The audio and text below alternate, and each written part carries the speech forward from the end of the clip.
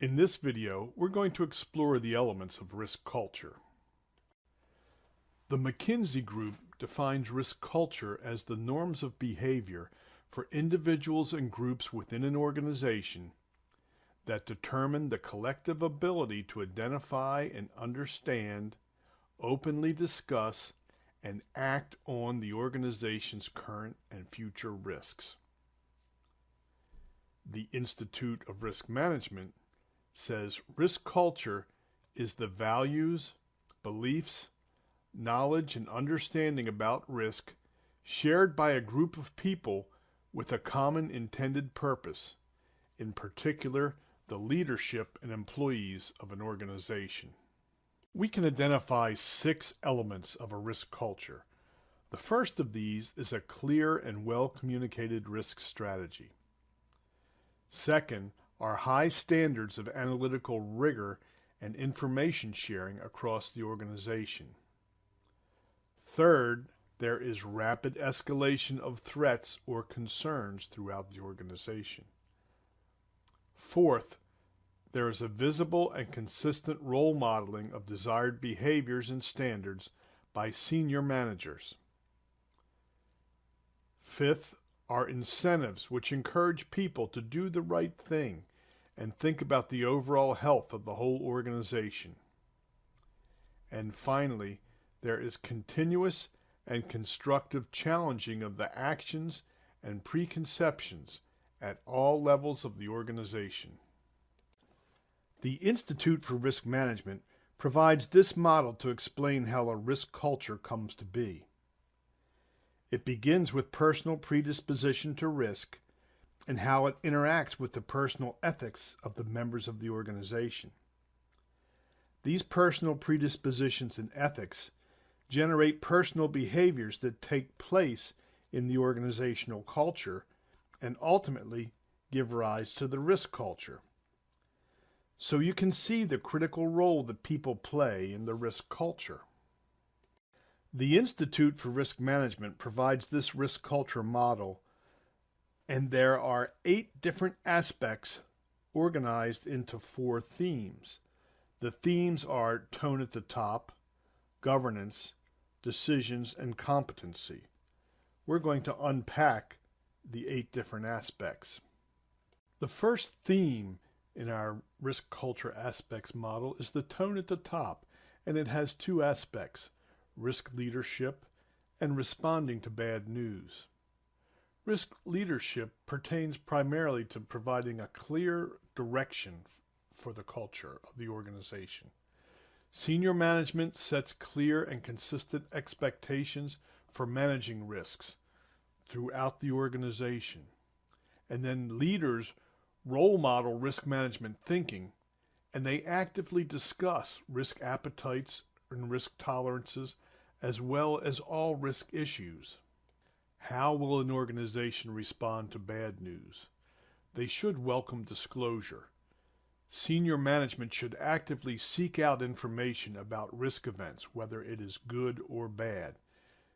And those that are open and honest about risks are recognized by the organization. Second theme is governance, and its 2 aspects are risk governance and risk transparency. Risk governance is about being accountable for risk management.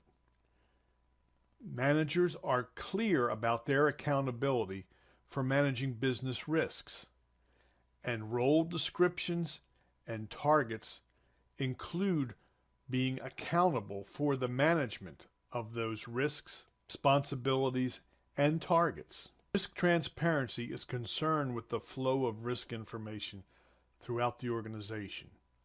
Timely communication of risk information across the organization is essential, and risk events are seen as an opportunity to learn, whether the outcomes are desirable or undesirable. Competency is the third theme, and it has 2 aspects: risk resources and risk competence. There needs to be an empowered risk function in the organization. That means the risk function has a defined role and remit, and both have the support of leaders. It's also important that one be able to challenge how risks are managed in an organization. It's essential to continued improvement in the processes. Risk competence is important to embed the risk skills that are required by an organization. There needs to be a structure of risk champions who support managing risks, and there need to be training programs in place for all staff. The final theme is decision making, and its two aspects are risk decisions and rewarding appropriate risk taking. All decisions are to be informed risk decisions. Leaders seek out risk information in supporting decisions, and the business's willingness to take on risks is understood and communicated throughout the organization. And finally, the organization rewards appropriate risk taking.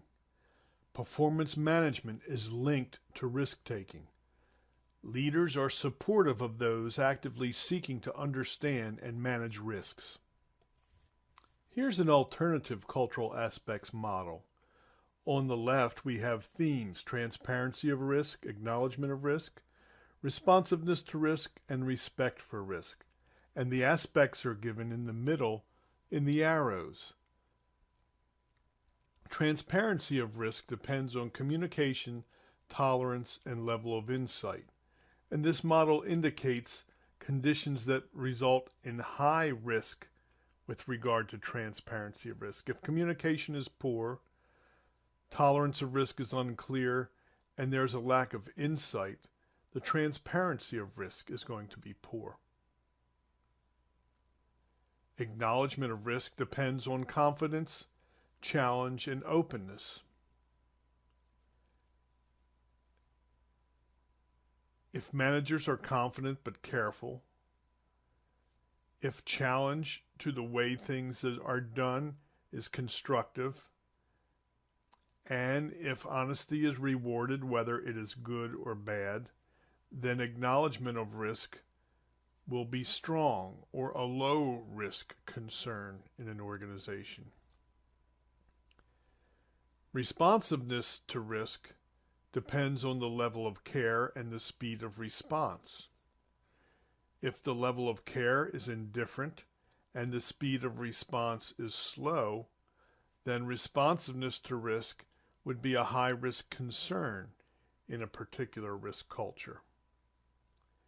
And finally, we have respect for risk, which depends on cooperation and adherence to rules. If you are in a risk culture that uses coordination rather than gaming and plays by the rules rather than trying to beat the system, then there is a low-risk concern with regard to the respect for risk.